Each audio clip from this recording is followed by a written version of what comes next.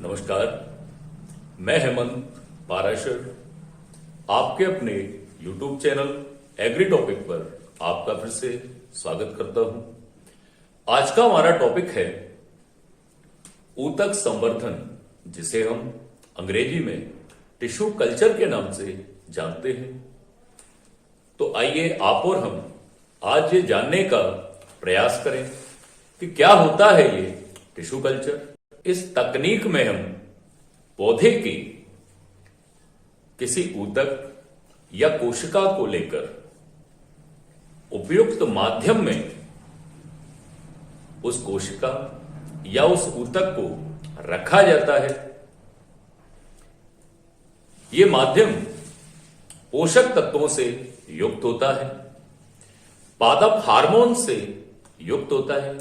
यह माध्यम एक जेली के समान होता है।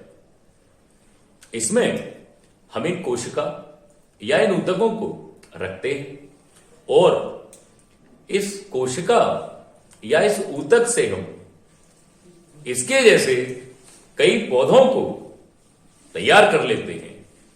ये एग्रीकल्चर की नई तकनीक है।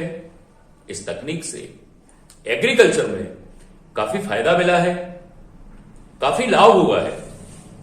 तो आज आप और हम आज इस तकनीक के विषय में चर्चा करेंगे। इस तकनीक का उपयोग केला, आलू, गुलदाउदी, डहेलिया आदि कई पौधों में इस तकनीक का हम उपयोग करते हैं।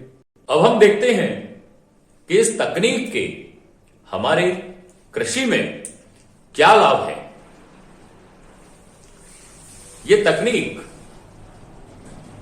का उपयोग यदि हम करते हैं तो इस तकनीक में कम समय में हम पौधों के ऊतकों से हजारों पौधे तैयार कर सकते हैं।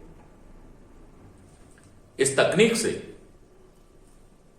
नए पौधे तैयार करने में काफी कम समय लगता है और इस तकनीक का उपयोग करके हम कम समय में हजारों प्लांटलेट तैयार कर सकते हैं, क्योंकि यह तकनीक काफी तेजी से वृद्धि करती है।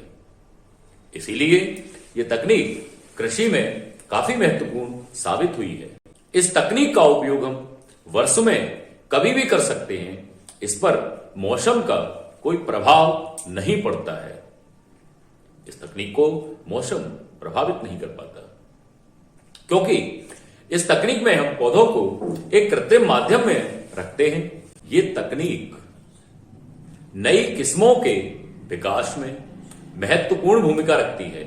इस तकनीक का उपयोग हम पौधों की नई नई किस्में बनाने के लिए कर सकते हैं। इस तकनीक का उपयोग करके हम कीट प्रतिरोधी, रोग प्रतिरोधी, सूखारोधी कई प्रजातियां विकसित कर सकते हैं। यह तकनीक आज के दौर में कृषि की सबसे नई और अच्छी तकनीक के अंतर्गत आती है।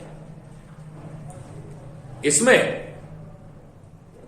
यदि हम इसकी थोड़ी सी प्रक्रिया को समझना चाहें तो हमें इसमें पौधों के ऊतकों को या कोशिका को लेना होता है।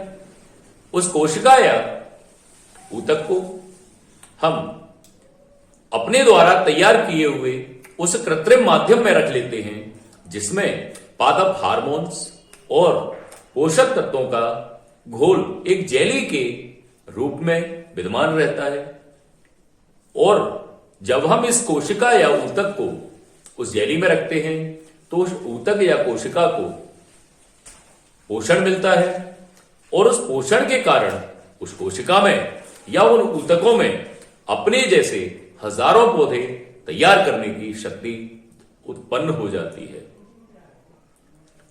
तो जैसा कि आज आपने और हमने ऊतक संवर्धन के विषय में सीखने का प्रयास किया है, अगले वीडियो में आपकी और हमारी फिर मुलाकात होगी एक नए टॉपिक के साथ।